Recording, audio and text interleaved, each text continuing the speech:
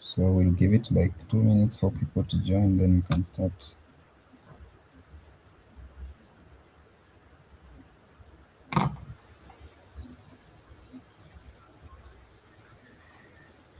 In the meantime, maybe Florence, how was your day?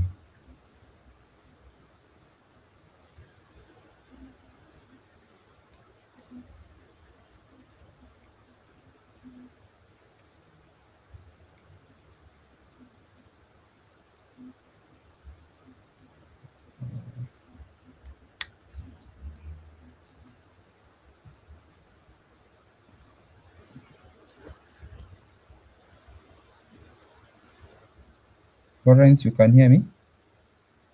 Yes, I can hear you loud and clear, Wilhard. So how was your day? Maybe before we kick off. Yes, my day was very well, thank you. I'm sorry, Mm.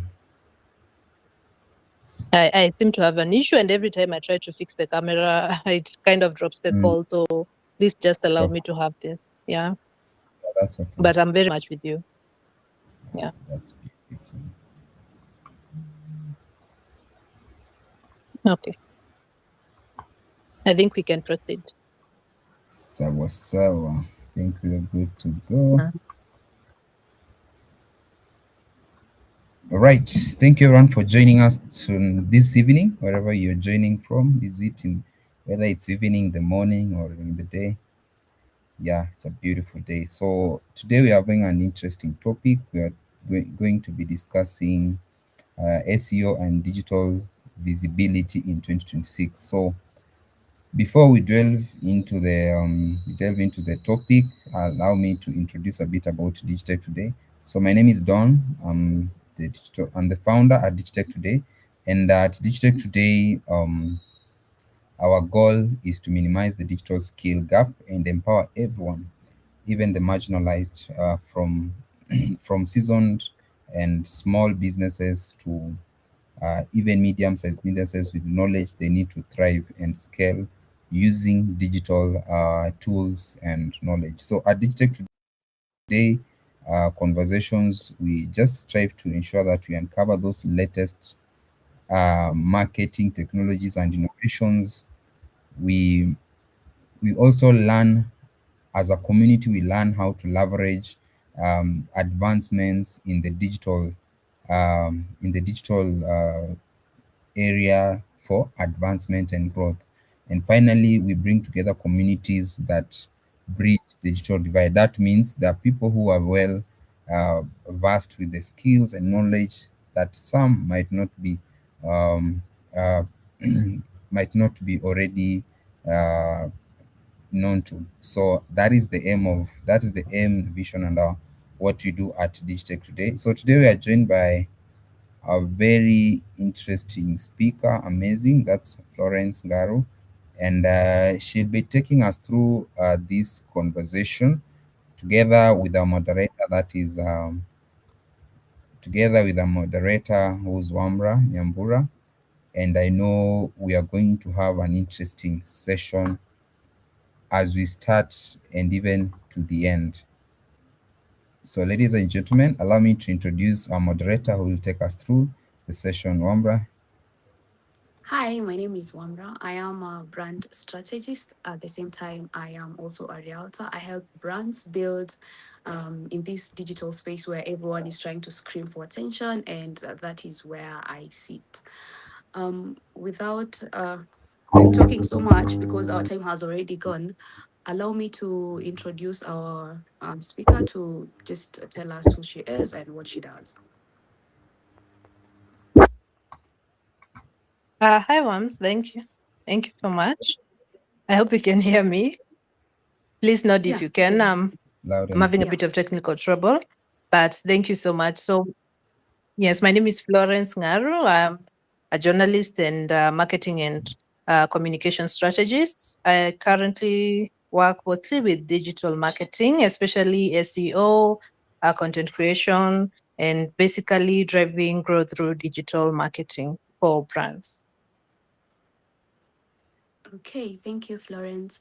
Um, Nowadays, when you're looking for a product, you're looking for a service, you're looking for a professional, what's the first thing that you do? You pick your phone or your laptop or whatever device that you're actually using, and you search for those services. Unlike before, where you could maybe give somebody a call to actually refer you to somebody. Nowadays, what we do is we search. And the first person that actually shows up, or rather, the first brand that shows up, is the brand that you give the call. Whichever brand doesn't show up in that search that you're actually doing doesn't know that they missed the opportunity at all. That they never figure that out, and that is the transition that businesses in 2026 um, are seeing.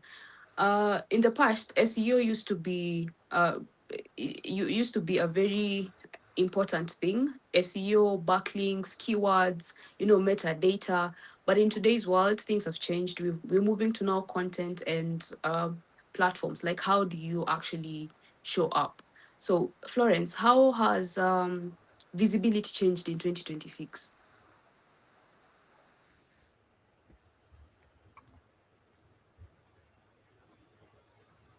Hi, Florence.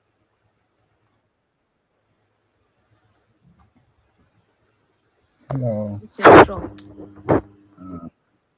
Oh, sorry. Let me just bring her to this. Hi, Florence. Hi, Sorry.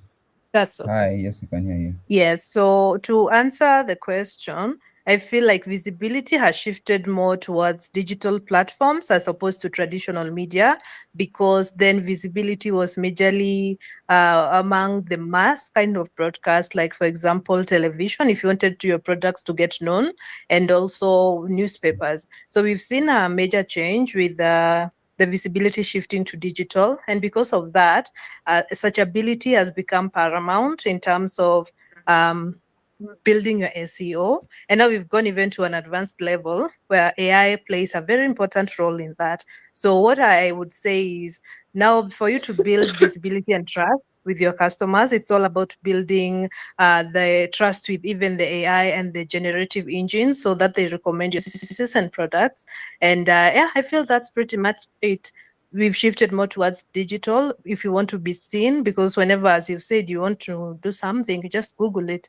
And if it comes up as the first product, it comes to top of mind. But if your products or your website or your search results are at the bottom, most people are likely not to see them and likely not to know about your products. Okay, thank you, Florence. Um, we used to talk about content and SEO as different conversations. But at this point, where do they meet? How is a business surviving if it has one and doesn't have the other one? Where is the intersection for those two?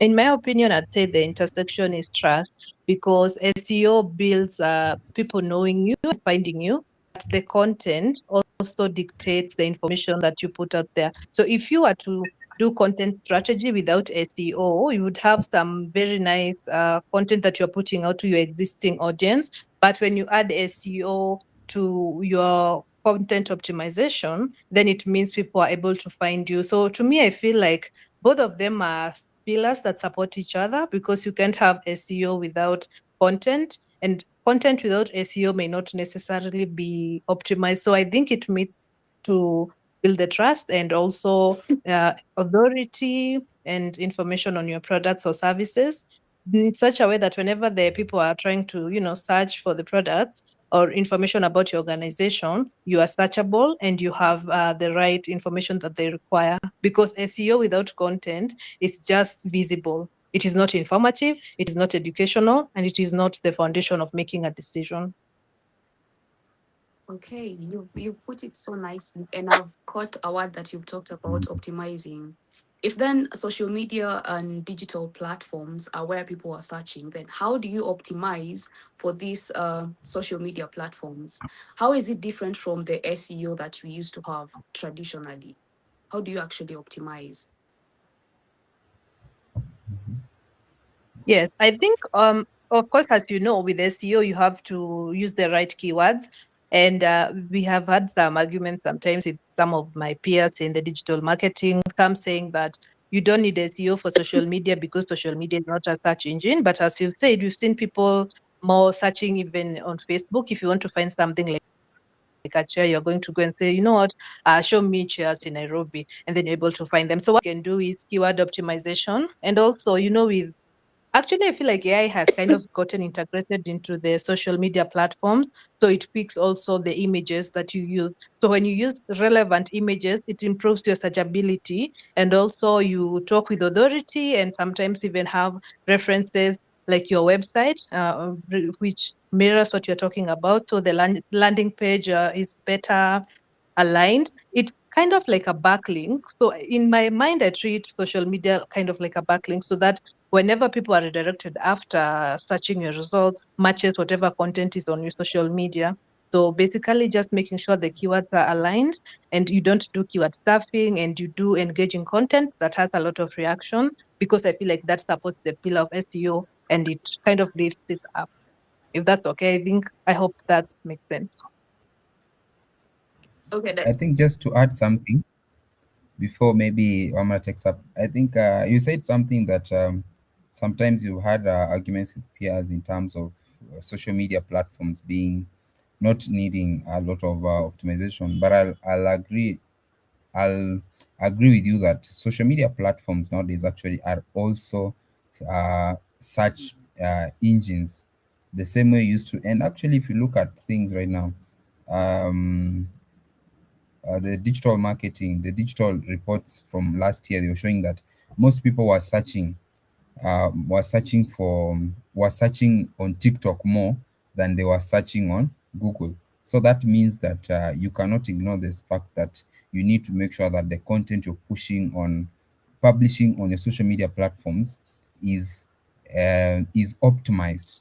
So we're talking of optimizing it for the AI, optimizing it for the other search engines, so that your content can be seen across, whether it's on AI, whether someone is searching something on ChatGPT, they're searching on Google.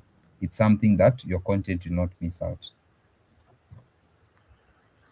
okay. Thank you for adding that, Dawn. Thank you, Wilhad. And Yeah. also, Hmm. yes. To add on to that, I think that it's important to what you said is very important. So one more point I wanted to add to as an answer to your question is obviously the hashtag.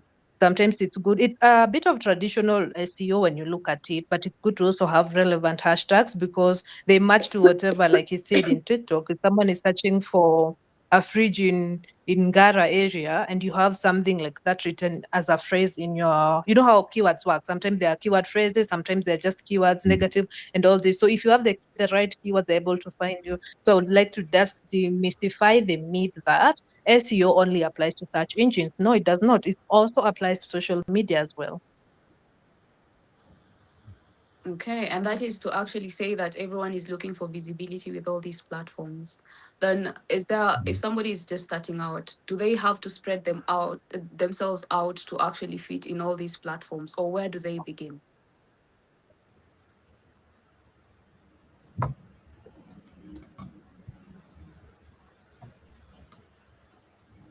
Yes, thank you for the Hi, question. In Florence. my opinion, most of the times it depends with the kind of product that you're doing. I don't advise spreading out. You see, with digital in its essence, it's marketing. Marketing has two types. There's above the line, which is broadcast mass marketing, where you are. Can you hear me? Yeah, sure, sure, Florence. Yes. Yeah, so they are like the above the line marketing strategies where you it's more mass, and they're below the line which are more target. So above the line would be, yeah, and all that. So like with this kind of social media marketing, you have to focus first. Depending on the service, it is not going to be uniform, it is not going to cut across.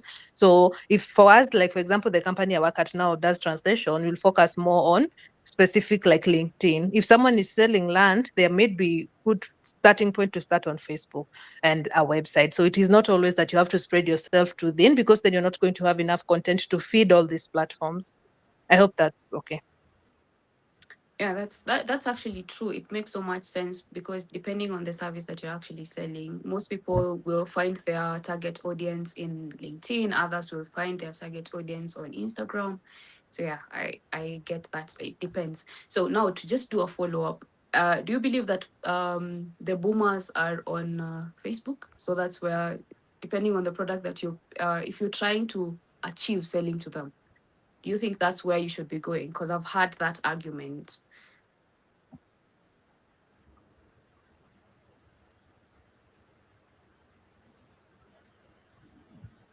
Oh, sorry, the Okay. Gen X It's and the always a funny boomers. Yeah, argument because, yeah. yes, sometimes you'll find them on Facebook. Yeah, sometimes them on Facebook, but it's okay not also to assume. You see, before you do you have to do something called audience analysis. So then you analyze your audience as much as they are boomers. Are they the boomer that you're looking for? So yeah, but sometimes it's not good to stereotype. You might find a boomer on Instagram nowadays. They are woke. You know those middle-aged people who are woke. So it depends. It's good to do for your particular account, just do an audience analysis and segment them and decide, is this the kind of audience I'm looking for? Yes, but don't, you see, sometimes people say, oh, Facebook is for boomers. You'll be surprised some Gen Zs are there on Facebook. So it is more of determining which kind of marketing you want to do and aligning accordingly. So not more of a generalized, but to look at the actual data, which is why data analytics is very important. Okay, so it's just making sure that you're in the right place for the right people to actually find you. And if that's the case now, does it mean is there any cases that you've seen where people have businesses have visibility but they're not able to convert? I have seen it because visibility is to be seen. You see, when it comes to this kind of searchability, you have to, of course, set the objectives and what you want to accomplish at the end of the day. Think of it like marketing and PR. There are some things you do in the company to put your name out there, and there are some things you do to generate revenue. So you are going to kind of determine for this particular campaign or this particular kind of content or this particular strategy, what is the outcome? And then now you align accordingly, and then you put in perspectives or in accordance some measures that you take. For example, if I want to run Google Ads and get results, get sales, I'm not going to treat it the same as when I'm doing informative posts or educational posts. So it's important to audit the objective and come to a conclusion. Okay, yeah, yeah, I get that's for a business, it also needs to put out their own objectives and what it is that they are looking for. So, when a business comes to you and says we are getting the traffic but nobody's buying, you as a person, where do you start first? Like, what's the first thing that you actually do? Personally, I would Come up again, Omra. sorry.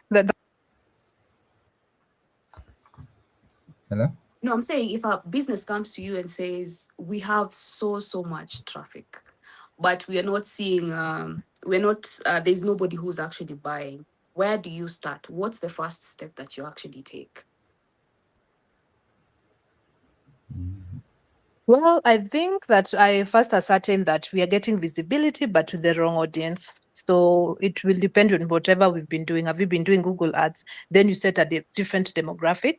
And if it is just organic content that is not sponsored, then we kind of aim towards maybe promoting the platforms on other platforms, if that makes sense. You can promote your LinkedIn on your Facebook, or you can promote your company on maybe more bigger media, let me say that. So yeah, I think that is a mismatch between visibility and results. That's what I'm saying. Then it means there's something I did wrong, or there's something that has been done wrong.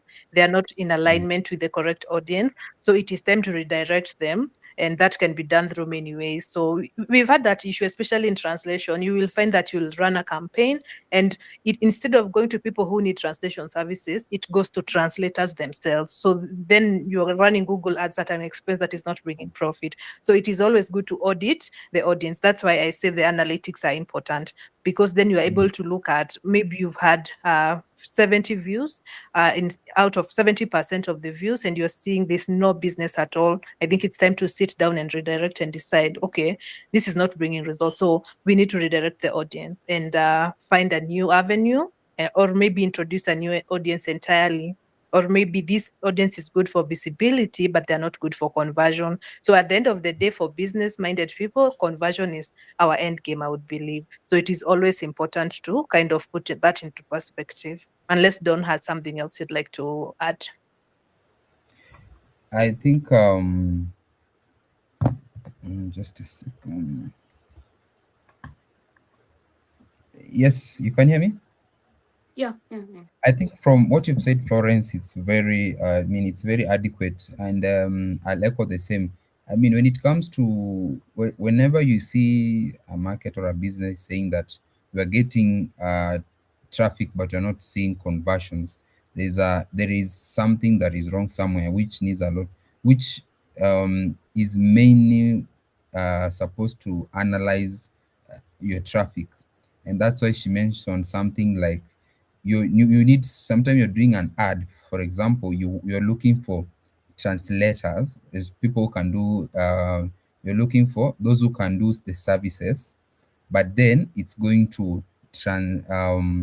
the wrong audience. So it might be you're targeting with the intention of reaching to someone else, but if you are to study and understand your data in terms of the kind of traffic you're getting, you might get that there is something, just as a minor mistake or a minor mishap that is making you land the wrong traffic. And especially if it's a business that is really relies on every dollar that they're investing in to get an ROI, then it means analytics should be like something that you do close to every day, whereby you look at the end of the day, where are we getting the traffic and where is it going, so that you can be able to say this is not the kind of traffic you're looking for, so that you can target the correct people. So analyzing audience and getting to the right target audience is very key, and that is one thing that really, it either kills your marketing campaigns or makes it. Okay, okay. So what I'm hearing from both of you is we're talking about alignment. So you pick your data and you make sure that it aligns with the strategy and the goals that you're actually trying to reach and the people that you're trying to reach, because you might not be reaching the right person. So right message, wrong person, and yeah, the wrong audience really. So but also the issue could actually be your content. So what is the content that actually converts? What's the difference between the content that is actually converting and the one that just gets you seen? What's the difference when it comes to actually creating content? I think, in my opinion, at the when you look at SEO, for example, especially the last O stands for optimization. I think with the content, number one, it's the copy, the way you write. So you can write in a way that is not, you see, sometimes when you look at something, it either holds your attention or it doesn't. So your storytelling techniques, are you appealing to the audience? Are you creative with your copy? I'm sure some of us have seen some very, a billboard you've seen in Nairobi that you never forget about for a long time because it has caught your attention. And whenever you want to buy that product, you can always go back to them. So I think number one is the copy. And as we're saying, SEO, if it's not optimized properly, you're not using keyword density as it's supposed to be used. You are doing keyword stuffing. Your phrases, you've not actually sat down and analyzed and created a very good content copy that is, number one, optimized and also written well and written for your audience. Not, you see, you can just optimize, you can use keywords and do all these SEO rules and the SEO funnel, top of the funnel, bottom of the funnel, but is your content actually appealing to the audience at the end of the day? So you look at it on two ways. There's the content at the service level, so surface level.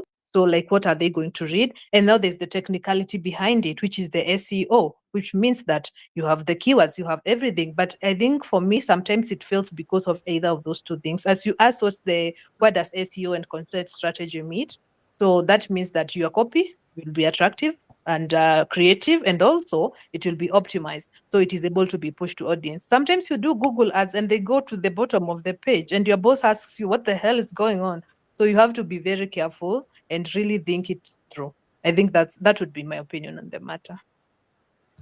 Okay, and in cases where you're not depending on the copy that is actually going out, what about places that are heavily dependent on the content, say video, say photos? What then does that content look like?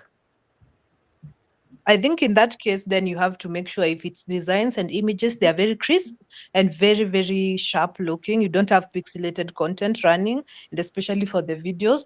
And how you introduce and arrange them and what you use to edit. Like if you're doing a very professional thing, you cannot go to CapCut and use the Zoom blur effects and all that. You may have to use Premiere Pro. So that is where also the tools come in, the kind of tools that you're going to use. But it's very important to make sure that whatever media is you're using is crisp, because I know it doesn't always depend on the content. Sometimes people don't want to read the advertisement, they want to watch it, they want to feel it. Marketing, I find marketing to be psychological, because if you see something very, you see, you can have a very low quality video, but it is very interesting, like these memes we see every day. So you are very hooked on it, and you can have a very sharp quality video that, sorry to say, is garbage. So people will look at it and scroll past. You've seen some very low quality 144 pixels going viral, and you see someone, a corporate that has spent 2 million on a whole advertisement, and it's not going anywhere.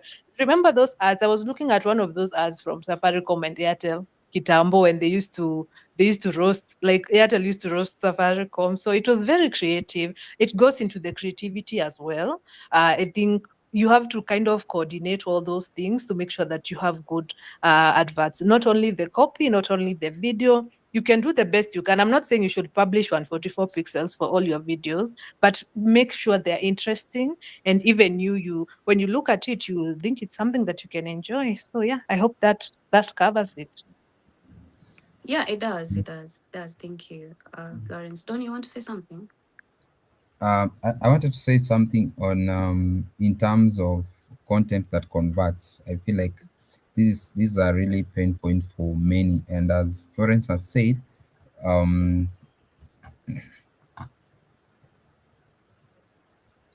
yeah, as Florence has said, like sometimes you find businesses will invest a lot in content production, and probably that content will probably not get so much. And you find some cases where businesses will just leverage on standard or even below average kind of content, but they'll still get a lot of reach and visibility.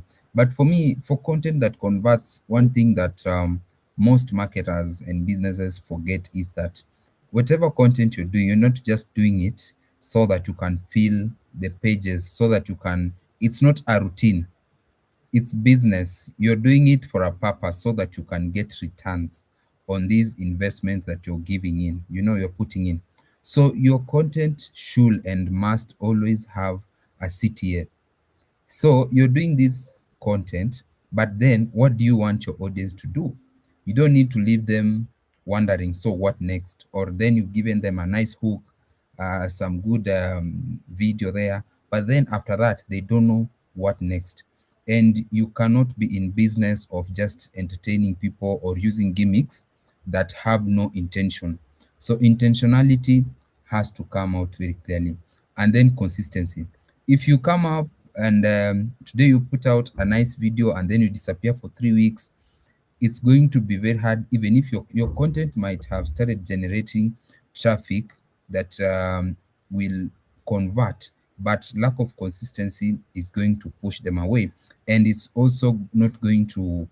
um, it's not going to give you that credibility. And remember, visibility is currency. So the more you're seen with the intentionality, with consistency, the more your content is meant to convert.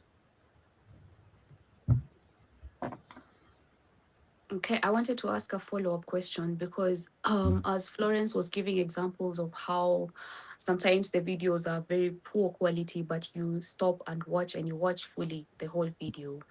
Also, just to add before I ask the question, Don, you've mentioned about the videos, and I wanted to just add about the attention span and how it has reduced over time. And if you can't stop somebody from scrolling, they will scroll past your content. So if you're able to stop people from scrolling within the first 3 seconds, then you're actually winning in the game. If that is, if the rest of the video also makes sense, obviously. Um, Speaking of those funny videos, where do you think meme marketing stands as a visibility tool? Thank you for that question. I mean, for me, I always put it like it's more of use of, it's like use of gimmicks. I mean, with a mix of memes. So what I always say is that yes, you can use those gimmicks and memes, and of course today's retention lifespan has really reduced. You know how you can hold, you can keep someone watching your video for like 10 seconds. Just don't even mention 30 seconds, just for 10 seconds. It needs like a lot. And there has to be one of the core things I have to say is that one thing that will make people to start watching your videos, forget even about now using hooks to make them watch. One thing that will make them continue watching your videos, if your consistency, and they are more of sure that there is some value in this content. If I hold on for like 10-15 seconds, there is something I'm going to get from this video or from this content. So there has to be that as essence, there has to be the essence of consistency. And then as you use even the gimmicks, they have also to align with your business. So it's not something too outrageous or something really off the business or the corporate policies that you work around with.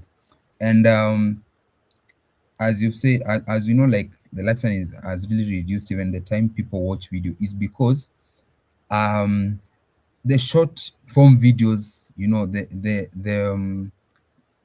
evolution of short form videos is what messed up everything. Like you want to see fast so that you can watch as many as possible. Maybe you are at work, have your lunch break is 1 hour. You want to by the time you are done with your 1 hour, maybe you have some time for lunch, some time to watch videos. By the time you are done with it with your 1 hour, you want to have laughed, you have watched, you have learned something. So that is why the you have really to work around how you can keep your audience hooked. So, and also these platforms, the platforms themselves also, their way also how they are wired, the algorithms to help you also keep your audience hooked to your platforms. And this is how, whenever your content is educational or has value, the platforms will also push your content to more people. The more people watch your content, the more it gets interactions, engagement, and the more it will increase your credibility of even more people wanting to watch. Because look at it as this, this is social media. Perception also matters. When someone comes to your video, it looks very sharp but has zero engagement. What happens? They'll try to watch it maybe for 5 seconds to see if it makes sense. If not, they'll scroll. But if they come to a video, it has 500 comments, 10,000 likes, and they can see it's sharp, the quality is good, they'll want to watch even if they don't know what contents, how it will pan out in the end. So those are some of the few things you can look into in terms of ensuring that your content stay relevant with your audience, and also the platforms, the algorithms can favor you. That is how you can go about it. Okay, thank you. I think Florence has dropped off before she answers the question as well. Yeah, I think even our time is almost up. Yeah. That was actually our last question. But maybe before she comes back, I'd maybe talking about the same meme marketing and visibility that I asked you. I think one of the things that people need to understand is cultural relevance is very important. A joke like KitKat, you wouldn't take the joke that KitKat had produced as a brand and and slap it on brands in Kenya, because it Mm, wouldn't be relatable to the Kenyan audience. So I think when it comes to those kind of marketing, also cultural relevance plays a very huge role. important. Also, it's not just making a meme, it also has to make sense, because at the end of the day, when people share, it means that people are already putting your brand in front of their network. And that means that's free distribution that you're actually getting. But is it converting at the end of the day, or it's just making people laugh? And is it in return bringing awareness to your brand, or it's just people laugh and then they forget it came from your brand, you know? So yeah, I think those are some of Mhm. the things that you need to understand as you jump onto the trends and onto the meme marketing, because it's become a big deal. it goes and then it comes back within a few years. It drops, becomes a trend, and then comes back. So yeah, I think those are some of the things that people need to actually think about. Yeah, and that's why the same way you're saying, like when people are sharing and everything, that's like a distribution, your system that you're also even using. People, your audience, they share it for free and stuff. That's why, in the essence of like even having the CTS in between, you can have like a number of CTS in between, tweaked so that they don't look too direct, but in a way it can make sense. It could even be just a QR code asking people to scan to go to your website, as simple as that, not distracting the flow of your content, but still there is something that, when someone sees something very interesting, they want to know who are these. Like there is this organization on Twitter, sorry, on TikTok, that introduced. I think there were some of the people who started these memes, the corporate TikTok challenges, like the one they're asking people how much is M-Pesa challenge, blah blah blah. Everyone answers their thing. So for a long time, I used to see everyone asking in the comments, "What is that this organization do? What do you do?" Da, da, da. Every time you see like everyone is trying. I saw that question for long, and I think even whoever was doing the marketing or social media marketing was not even keen to really see like this was a need that needed to be looked into. So you see, with that, if he or she could have just done something around just having a QR code, scan to learn about our services or scan to learn about products, it could have saved a lot. People will just go scan it. It has sorted a lot. Yeah, for sure. Yeah, that's true. I think also some of other brands that have been able to actually do so well when it comes to that kind of a thing is KFC. KFC is really doing very nicely, and they've Mhm. gotten to a point where you as somebody who actually follows them or the audience, you already know some characters. Like you can tell the designer when you see their face, like when the designer just Mm, draws ahead, but you can already tell that's the designer represented, that's the HR represented, because they've already built that, and it's relatable to their target audience. That is not something that would work for executives. It's working for a specific target audience as well. So yeah, I think it also depends mhm. also with your target audience as well. Yeah. Florence, welcome back. The, thank you. Yeah. You're going to respond to the question. Can I repeat it for you before we close? Can you hear me? Can you Yeah. hear me? Yes, we Can can hear hear you. you. Okay, please ask the. I think maybe you can ask again the last question as we I close. think she's dropped. Or she's dropped. Maybe we can just Yeah. wind up. Yeah. We can just wind up. What was the question? The question for her was the same one that we were discussing about meme marketing and visibility. Mm, Yeah. Yeah. I think she's here. Sorry I about hope, that, but I I'm hope you back. guys. Please continue. Yes, Oh, Florence, Hello. we were discussing we were discussing meme marketing and visibility. What do you think about it?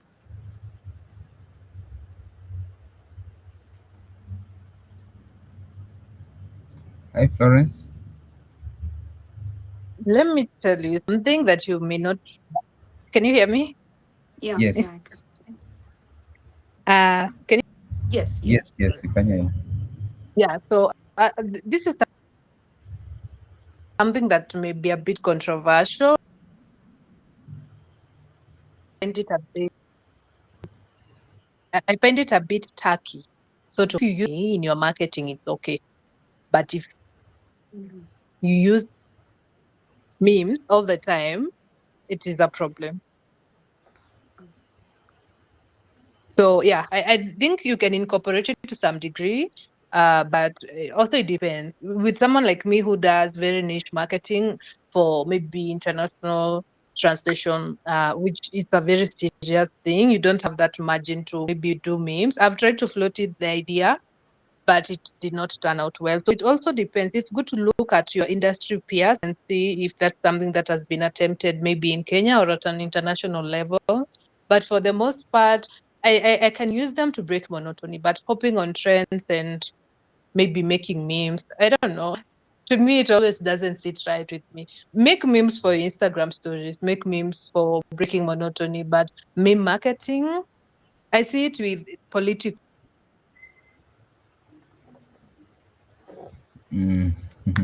We dropped. I think we can just wind up, but I think we get her point that Yeah. somehow, and I think I also echo a bit of what she's saying is that it might also mean marketing might also not be so sustainable. I think that Yeah. Yeah. True. that could be the thing. Yeah. Yes, maybe Florence, you can wind up. Yeah, so like meme marketing, for me, it depends with what. If it's to engage your audience when you're losing them because of the monotony of your content, that's fine. But if it's a strategy for visibility, I think it's not okay. I don't like it. I don't do it. I don't think it's advisable because sometimes it turns your business into a joke, and memes are risky. Someone may get offended and they Mm. may choose not to do business with you because of that. So it really depends. Don't use it as the main marketing channel. Just use it to break border. Yeah, yeah. I think she's dropped again. Yeah. Mm. I That's think what she really means is it depends with what I'm getting from her. It also depends with the target audience, really, because if you're mm, working with certain, there's a certain industry that you wouldn't work with that, and there are other industries that kind of easy, and you can actually try and throw those things in, especially if you're targeting the younger generation who I think they find that interesting, as long as you don't do it every other time. So mm, yeah, I think that's to her point. Yes, mm. Florence, if you would like to wind up, maybe you can Maybe a parting say a shot. few Yeah. words before we close. Yeah.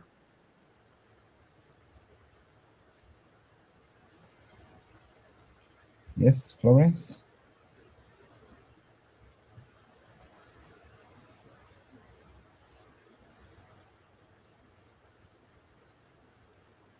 Yeah. So first, please tell me if you can hear me. Today I'm plagued with technical issues.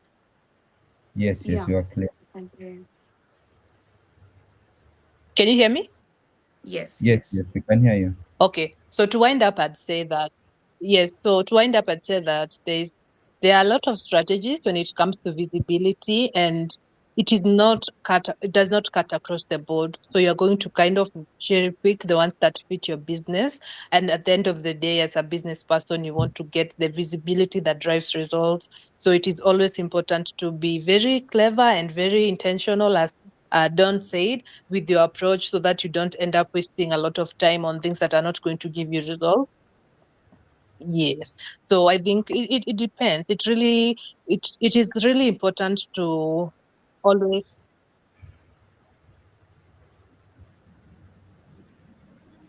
Mm, we lost her again. So I think maybe you can wind up and then we finish up for today. So Okay. well, we even had some really, yeah, guys are saying interesting perspectives. Yes, I can see guys asking if you can get the recording. Yes, for those who are watching, yes, we have the recording. You can check on either on LinkedIn or YouTube. But yeah, you can if you can also DM if you want like a direct link. I'm enjoying the conversation. Engineer Wilson Bugo saying I'm enjoying the conversation. As someone who drives marketing to rather focus on building technical product, I see how empathy plays a big role in marketing. Absolutely, Mr. Mbugwa.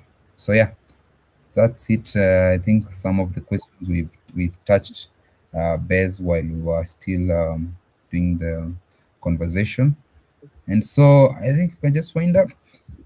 Okay. Okay. This has been a very interactive and a very amazing conversation.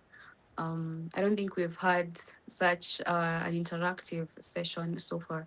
However, I'd like us to end it there. We've clocked in 44 minutes, almost Mm, 45 minutes, but we started quite late. So mm, bear with us for some technical issues that we had to deal with. I think and I believe that everybody has gone out of this session with a few things here and there when it comes to visibility. We now realize that SEO actually tries to open the door for you, and maybe the story is what actually makes people walk in and maybe, and then now the rest is on you to actually close the sale.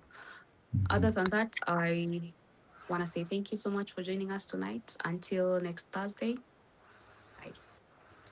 All right. Also from my side, thank you everyone for joining tonight. I see many are asking about the recording. Yeah, we'll share the recording and feel free to reach out via DM, either myself or Wamra, and we'll share with you a link to the YouTube. It's normally immediately after this session, it will be on YouTube because it's live on YouTube, and also on my LinkedIn, that is Wilhard Donalisi.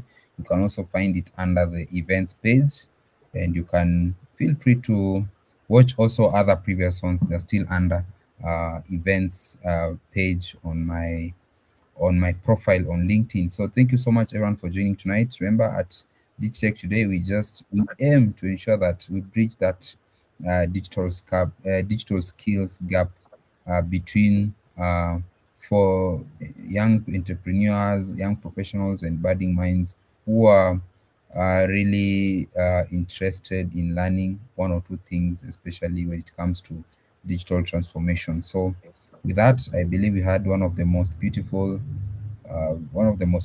conversation tonight. Very engaging, interactive, and thank you so much, Florence, for joining, and also to our moderator, Wambra. Thank you as well. So, with that, it's a bye bye for tonight. Till next Thursday, same time. Cheers. Cheers.